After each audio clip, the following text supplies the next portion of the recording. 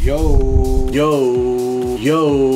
what's up guys? I'm so excited today kasi mag-unbox na naman tayo ng sapatos. So hindi na tayo mahilig sa music, sa gadget, sa kotse. Mahilig din tayo sa mga sapatos. At itong i-unbox ko today guys ay isang basketball shoes. So medyo alam nyo na to. Marami tayong in-unbox na ganitong shoes. Isa sa mga nagustuhan kong colorway. Hindi gaano kataas yung resale price niya. Isa sa mga best basketball shoes na mabibili nyo. So ano pang hinihintay natin guys? Tara, tignan na natin yung tinutukoy ko sapatos. Let's go! So guys, it's a black box. So pag black box, medyo alam nyo na to guys. Kasi dito ay merong swoosh. Ating special sa gilid. Dito yung size, pangalan ng sapatos. Tsaka syempre may swoosh pa rin. Sa ilalim, just Nike, Air, Check, swoosh. At sa taas guys, isa sa mga paborito kong logo. Isa sa mga gustong-gusto kong box. Sa kanyang signature. So alam ko guys, may idea na kayo kung kaninong signature shoes to. Tingnan natin kung ano yung nasa loob at anong colorway. Let's go! Syempre, as always, merong white paper and yung shoes. Look! Solid!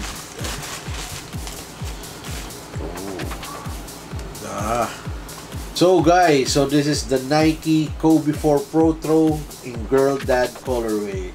Look! Nice. Ayos. So guys, ito yung aking latest cup, si Nike Kobe 4 Pro Throw Girl Dad colorway. Ang SRP niya guys is 9,895 pesos. So halos ganun naman yung mga price ng mga Kobe's na lumalabas ngayon. Kahit yung mga Kobe 8. So parang mas mahal nga pala yung Halo kasi parang sinasabi dati ni Vanessa na pag mga Halo pack is limited. Pero as you all know, sa mga nakikita natin na ang Kobe Bryant shoes talaga na nire-release is limited. Pero doon sa Kobe 8 na team back na ka-release lang ngayon, para naging widely available siya. So meron pa akong mga nakitang Kobe 8 sa website and I think sa mall, the moment na in-upload ko tong video is makakita pa kayo. Kung gusto yung makakuha ng Kobe 8, so this is our chance na makakuha ng mga Kobe 8 Pro Throws. And last time guys, nag-unboxing tayo ng mga Kobe 8 Pro Throws, yung home saka yung away. So nandyan lang yung mga links sa taas at meron din link sa baba. Pero anyways, I got the Kobe 4 Girl Dad. Actually, mas nauna ko itong nakuha dun sa gold medal. Pero mas nauna kong kuna ng video yon, which is ito guys. So kung gusto nyo mapanood yung unboxing nito, andyan lang yung link sa taas at meron din link sa baba. Isa sa mga natrepang kong Kobe 4 na colorway guys, Kobe 4 gold medal. So naghahanap kasi ako ng isang beater Kobe Bryant shoes. So nakuha ako ng almost SRP na Kobe 4 Pro Throw. So this is the Girl Dad. So gusto ko yung kulay, gusto ko yung upper or yung materials nito guys compared to sa mga traditional na Kobe 4 na Pro Throw na ni-release. Para sa akin, unique siyang tingnan. Unique yung combination ng black, green, tsaka ng chrome. So itong colorway na to na Girl Dad is binased doon sa suot ni Kobe Bryant na beanie, tsaka yung color orange na hoodie which is nandito sa insole. Isa sa mga huling magkasama si Kobe Bryant tsaka si Gigi sa isang basketball game. And RIP to Kobe, the Black Mamba. So ito yung picture ni Kobe tsaka ni Gigi. So ayan yung inspiration guys ng colorway. Anyways, ang napansin ko dito guys, dito sa Kobe 4 na to is yung upper niya is all suede compared to sa ibang mga Kobe 4 Pro Throw na ni-release. At saka guys, yung fly wire o yung parang wire dito sa gilid is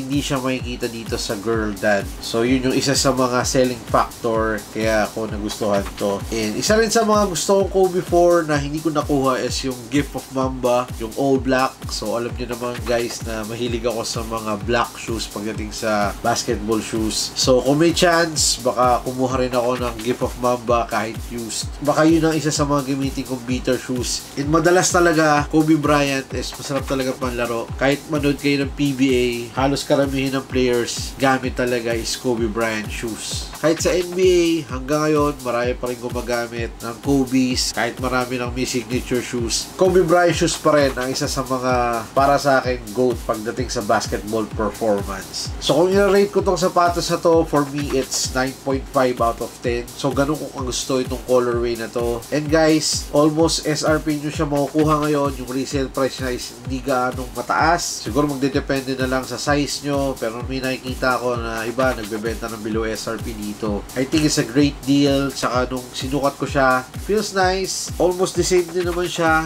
nitong may flyer wire. So sa mga Kobe 4, nagpapalit ako dito ng insole. So mas ginagamit ko smooth insole, then I'm good to go, man. Sobrang solid din ang Kobe 4, guys. And sinasabi ko naman sa ibang vlogs natin, Kobe 4 not my favorite Kobe Bryant shoes. I'm more sa 5 tsaka sa 6. Pero I think nasa top 5 ko tong best Kobe Bryant shoes, guys. Kobe 4, man. And I think marami pang parating na Kobe Bryant shoes. So ano sa tingin nyo? Magka-cup ba kayo o hindi? Syempre cup, di ba? Pero ito, guys, Girl Dad, is this a cup or drop? Ano sa tingin nyo? Para sa akin, kung gagawin yung beater shoes, man, all goods. Pero kung kikip nyo man, sayang, gamitin na lang natin sa basketball court. And pag mga Kobe's, low top, madaling bagayan, shorts or nakapants, man, napakapansinin ngayon ng mga Kobe's. Mainit sa mata. Para sa akin, like I said, one of the best Kobe Bryant basketball shoes, man. Ayos. So guys, yung upper niya, so tinatawag itong bi-coastal green upper, inspired by Kobe's beanie, and it feels a suede, guys, premium quality suede. Pati itong swoosh dito sa gilid na color black, saka dito sa kabilang side, good old suede, man. Then ito yung sintas niya, it's color black, so wala siyang kasamang extra lace. And ito pa din yung traditional tongue niya, guys, na may butas-butas dyan, na mesh material. Tapos dito sa taas, Kobe Bryant logo, na dito sa area na to is suede. Tapos sa likod ng tongue nakalagay dyan is Girl Dad. Rest in peace din kay Gigi. And dito, guys, sa likod yung chrome na may Kobe Bryant logo. So isa lang yung signature ni Kobe dito sa sapatos. Dito sa kabila is wala. And guys, ito yung orange insole na may logo ni Kobe Bryant. So orange insole inspired by Kobe's support of women's basketball and the WNBA hoodie he was wearing. So yun yung picture na pinakita ko sa inyo kanina. Kasama niya si Gigi. Guys, ito yung midsole ng Kobe. So, it's pylon midsole. So, meron pa rin air zoom unit na nakalagay dito according sa Nike. And guys, so ito yung ilalim or traction ng Girl Dad. Pareho din nung ibang traction ng Kobe 4. Pero parang ano lang siya, icy outsole. So, pag ganito, guys, ang hindi lang maganda rito is over time baka mag-yellow siya. So, banda nga dito parang nag-yellow na siya. So, yun lang yung disadvantage pag icy outsole. Pero it's all good, guys. Kung gagamitin ko naman siya sa basketball, wala namang problema. Siyempre, nandito pa rin yung carbon fiber. Carbon Lodi. So in terms of sizing, so kinuha ko si Kobe 4 Pro Throw Girl Dad on size 11. So sa mga Kobe 4, lagi ako nagsa size 11 dito kasi sa 10.5 parang feel ko medyo snug siya. True to size, kung ako'y tatanungin sa mga Kobe 4 Pro Throw, guys. Pero mas maganda kung masusukat nyo, isisukat nyo muna bago kayo bumili para alam nyo yung right fit para sa inyo, para hindi rin sayang ang pera nyo, guys. Pa-plan din kasi talaga ako kumuha ng 10.5 na Kobe 4 pag wala ako nakita ang size 11 na gift of Mamba. Kasi minsan, guys, nagdidepende rin sa materials. Minsan feel ko malaki, minsan feel ko maliit. So, magdidepende talaga yun sa inyo tsaka sa size ng paa nyo. Pero since hindi nyo masusukat to kasi laging sold out sa store ang mga Kobe 4. So, suggestion ko kung ano na lang yung traditional Nike sizing nyo, yun ang kunin nyo dito, guys. Para win-win situation kasi medyo mataas din ang kanyang SRP. Pero sa akin, all goods, man. Kobe 4.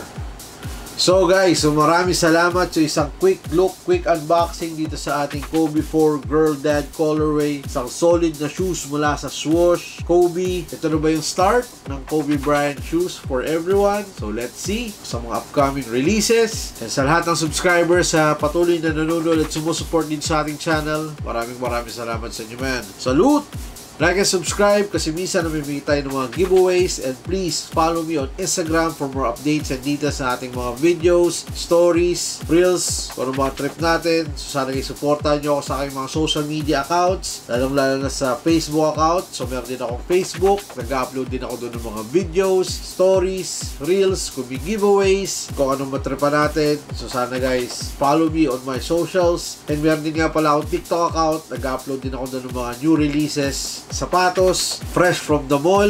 So kung trip nyo makita ng video fresh from the mall guys, follow me on TikTok. And that's it. Excited na akong gamitin siya. Going meters. Kita tayo silent sa susunod na video. So peace. I'm signing out. Swoosh. Kobe. The Black Mamba. Mamba mentality. Brap!